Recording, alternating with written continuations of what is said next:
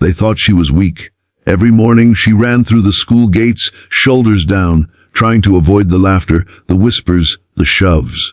But on that day she stopped. She didn't run. And when the head bully reached for her, something happened that none of them would ever forget. By the end of this story, you'll understand why that single moment changed everything. The morning bell echoed across the dusty courtyard of Crestwood High.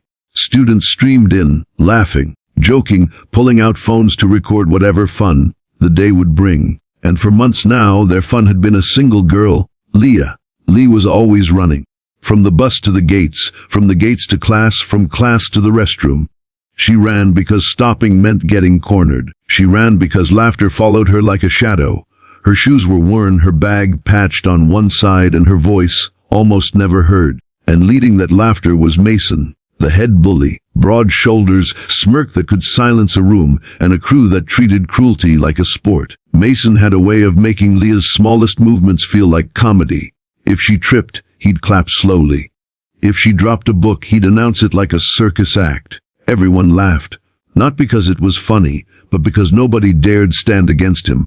Leah's world was shrinking. Her only relief was the morning run, those few seconds where her legs carried her past the eyes, past the jokes, past the shame. But inside she carried storms.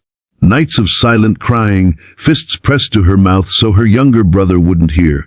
Days of pretending she didn't hear the cruel words that echoed long after the hallways went quiet. Her mother used to tell her, "Strength isn't always in the fists, Leah. Sometimes it's in the moment you decide you won't run anymore." But Lee never believed it. Until that morning. The crowd gathered earlier than usual, phones already up, whispering. They expected the show, the silent girl sprinting through the gates like a scared deer. Mason leaned against the wall, waiting, his crew ready to pounce with jeers. But that morning Lee didn't run. She walked, slow, steady steps, her eyes lifted not down, her breaths calm, not rushed. The crowd blinked, confused. Mason chuckled, shaking his head like he was about to enjoy a new kind of performance. "Look who finally stopped running." He sneered loud enough for all to hear. "You get tired, mouse. Or did your legs give up?" The laughter roared, but it was uneasy. Something in Leah's walk, something in her silence, wasn't the same as before. She stopped right in front of him. The crowd went quiet. Mason leaned closer, towering over her, smirk sharp, and then, without a word, Lee lifted him. It happened so fast the crowd gasped as one. Leah's hand shot out, gripping Mason's collar, and with strength no one believed she had, she hoisted him clean off the ground. His feet dangled, his laugh cut short. His crew froze mid-step, their bravado melting into shock. Mason's eyes widened. Down. His voice cracked. But Lee's face was calm, steady. For the first time, she wasn't the one trembling. It was him. The one who ruled the hallways with fear. The one who had convinced everyone he was untouchable. "Do you know what it feels like?" Leah's voice rang, clear and unshaken. "To run every day because you think you'll never be enough. To cry alone because nobody stands for you. To be laughed at until you start believing you're nothing." The courtyard was dead silent. Even the phones lowered. "I'm done running," she whispered, but her voice carried like thunder. She set Mason down, not gently, but not cruelly. Enough for him to stumble, catch himself, and realize the whole school had seen his weakness. No one laughed. No one cheered. They just stared at the girl they thought was powerless, realizing she had been holding storms inside all along. Mason tried to recover his smirk, but his eyes betrayed him.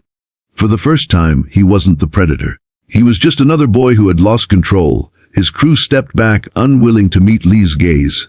Lee looked around, her chest rising and falling. If you're laughing at someone because you think they're weak, remember this moment. Strength doesn't always shout. Sometimes it waits. And when it shows up, you won't see it coming. With that, she picked up her bag and walked past them, calm, unhurried, powerful. The crowd parted like waves, silent, thoughtful. Phones stayed down, not because they forgot, but because they knew this moment wasn't a joke, it was history. That day, something shifted in Crestwood High. Mason never regained his throne. Students who once laughed began watching their own actions, fearful of being the next exposed. And Leah, she no longer ran. She walked with her head high. Not because she wanted to prove she was stronger than everyone, but because she had proven to herself that she always had been. Sila Sinj Messaji, and that's the truth of life. The world will laugh at you, chase you, corner you, but the day you stop running, the day you face them with the strength you didn't even know you had, everything changes. Never forget, the quiet ones carry the loudest storms, and sometimes it only takes one moment to silence every laugh forever.